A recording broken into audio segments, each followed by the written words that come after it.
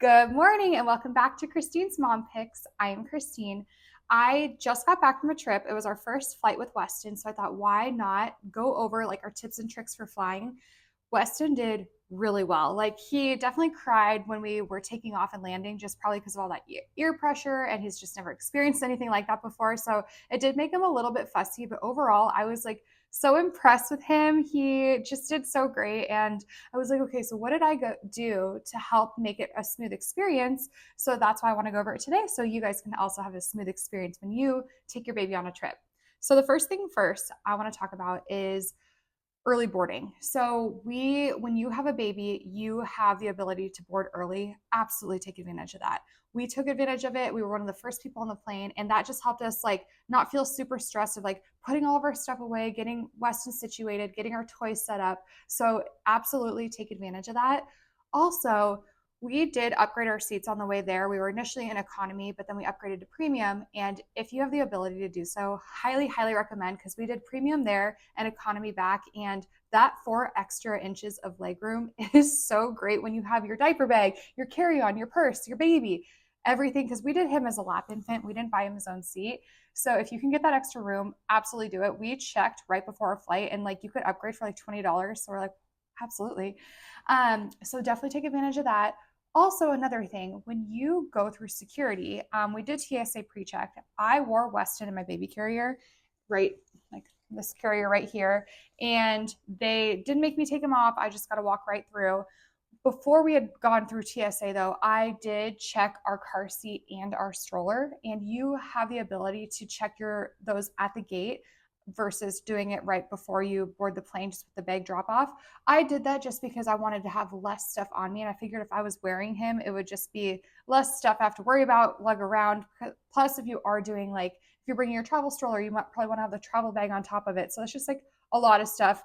Granted, if you've got multiple kids, maybe the the stroller is a lot easier, but for us with just one child right now, that was our easiest thing, is getting to the airport, dropping all of our bags, getting them checked in, and then wearing Weston and only bringing the diaper bag and him through security in terms of Weston things. So that was really helpful for us. And another thing, yeah, when you go through TSC pre-check, you wear him. They don't make you do anything. And also, if you are bringing breast milk, which I did, I brought some frozen breast milk. I called it out before it went through the security so that they knew they could take it out and test it. So if you are going to bring your milk, let them know ahead of time, because it is allowed. That is something that they don't have the 3.4 ounce rule on, just because I think it's in regards to a baby. They can't, I don't know, you can't really restrict feeding them. So that is something they're lenient with. So definitely keep that in mind. I had to do research ahead of time because I knew I wasn't going to be able to breastfeed him at a certain point in that evening. So I was like, oh, I really need to bring some milk. And I'm really happy that I checked. And yes, you can bring it. So going through security, so my top tips just through the security: check your bag at the beginning, baby wear through the airport and onto the plane, and bring your diaper bag.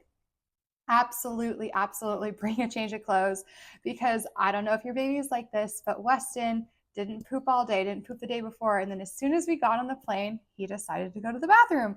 And what comes with the bathroom? Sometimes a blowout. And he luckily didn't have a blowout, but I was really happy that I came prepared with extra clothes. So definitely bring extra clothes.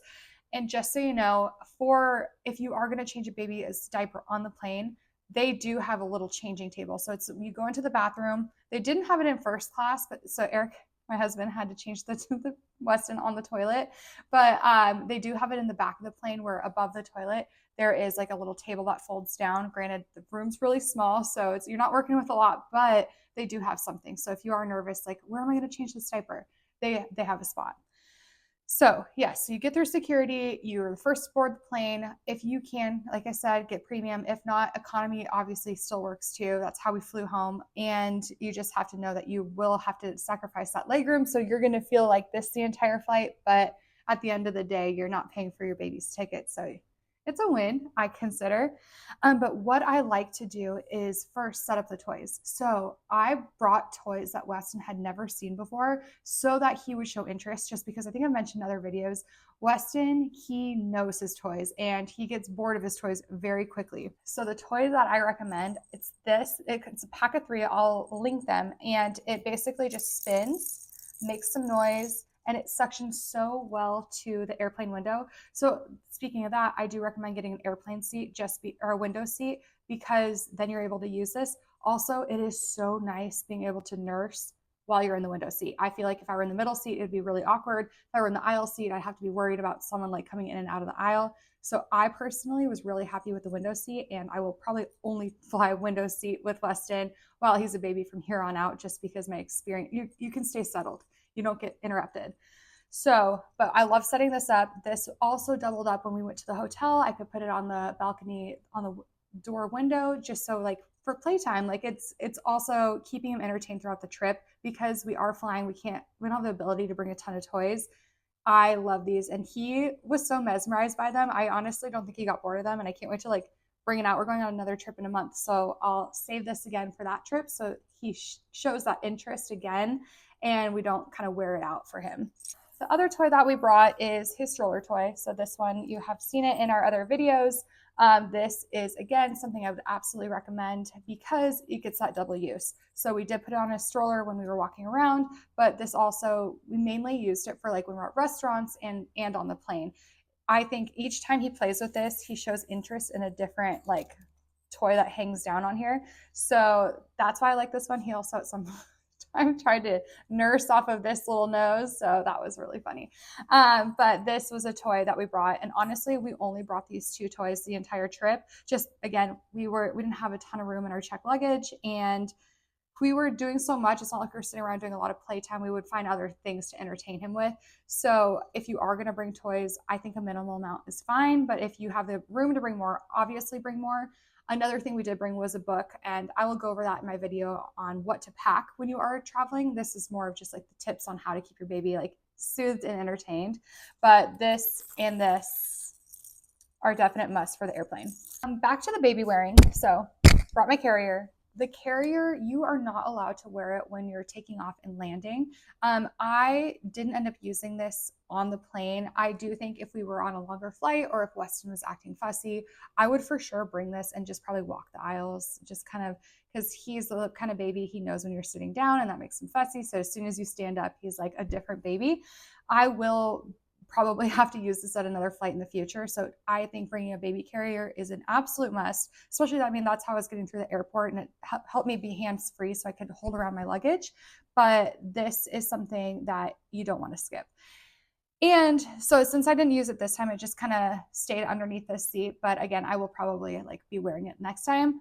Because I couldn't wear it during takeoff and landing, I was nursing. So I wanted to make sure, just because I know when you were a kid, you probably like sucked a lollipop or chewed gum, like when you would take off and land, just because of all that pressure. So I was like, okay, I need something for Weston to suck on. So that brings me to my next port. I brought a nursing cover. This is the one that I keep in my diaper bag. And I wore this almost the entire flight both ways, because I liked it. He is now in this phase where he's a distracted eater. So when I was wearing him, like before I put this on, he was just like looking at everything because there's like new lights, and he's so into lights. Like anything he sees up above, he's like mesmerized. So I liked wearing this, because then it like kind of helped keep him focused on what he was doing. I'm like, okay, I need you to eat so you can keep that sucking motion to help with your ear pressure. And the takeoff honestly was a lot better than the landing. He did really well, I would say, in the takeoff. I think the landing was more, yeah, that's probably more where he struggled. But so I definitely would nurse when you take off and land, just so they are distracted, they don't know what's going on, and bring your cover so that you can keep wearing it. And then it also, like, depending on if it's a nap time or the time of your flight, if it's kind of closer to bedtime, which ours was, it cut into his bedtime. So I would wear it to help him like kind of get a nap that late at night, just so he's not extra fussy. And it worked really well. I felt like he was cozy under there. He was against me. He could eat if he needed to, but he also just had that darkness, kind of like acting like a black light, even though obviously it's pretty thin, but it's still better than if he was fully exposed. So bringing a nursing cover, totally do it. So this next one, I think it's kind of depending on the length of your flight, and it's also the age of your baby. I would bring a snack if you don't want to be nursing the entire time, or let's just say like you want to feed them in between nursing sessions or bottle sessions, however you're feeding your baby.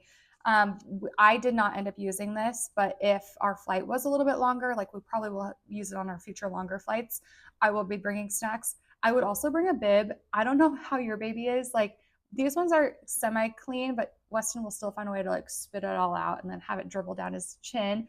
So I will be bringing a bib when I do feed him on longer flights.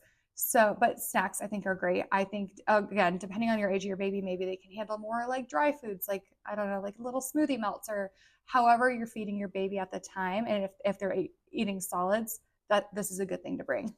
Another thing I would recommend, I would say this is a nice to have. I didn't end up using it as much as I thought I would. We brought a baby blanket, and I thought the plane was going to be a lot colder, and two, this also is kind of bulky, so it takes up a lot of room. So that's why I'm like, it's kind of a nice to have because you could honestly, I just wrapped him in my sweatshirt just because I was running hot. I know he wasn't, so I'm like, it's a win-win. But I think it's just kind of depending on the time of year your flight is, how cold you personally get, if you're able to sacrifice your sweatshirt for your baby.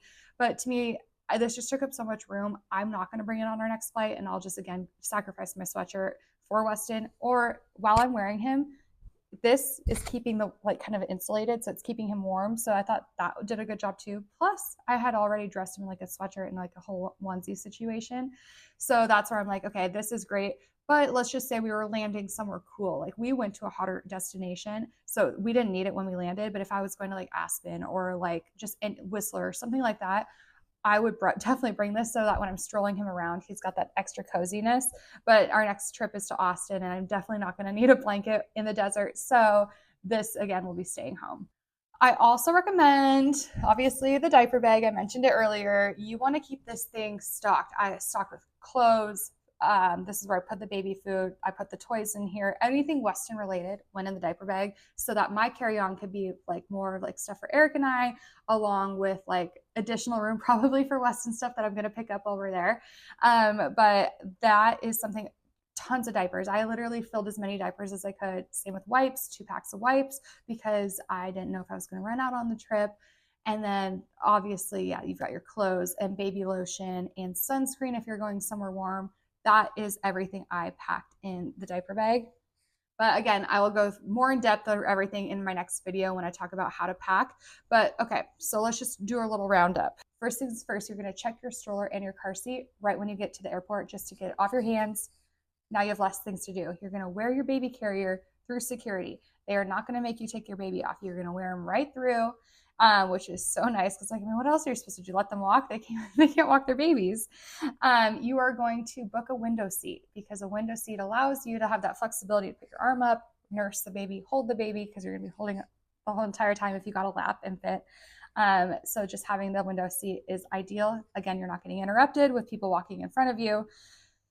You are going to do priority boarding so you can get situated with, it's seriously so nice. It feels like it takes a long time before everyone else boards the plane, so you have that really like unrushed moments to get ready. So again, take advantage of that.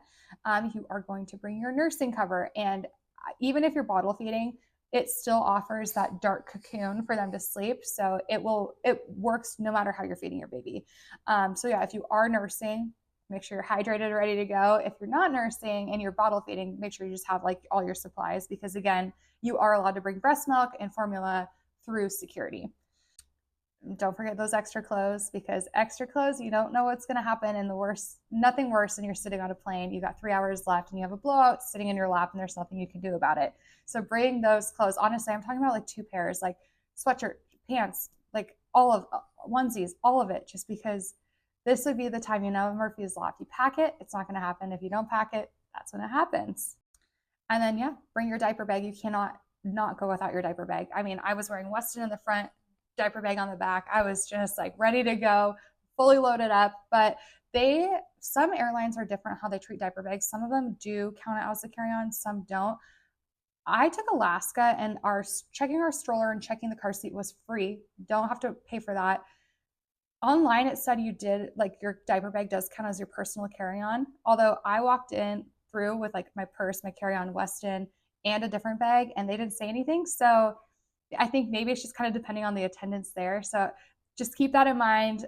Do your research. But for me, I'm going to just like bring the same amount of stuff on our next flight because nobody said anything and I need all this stuff.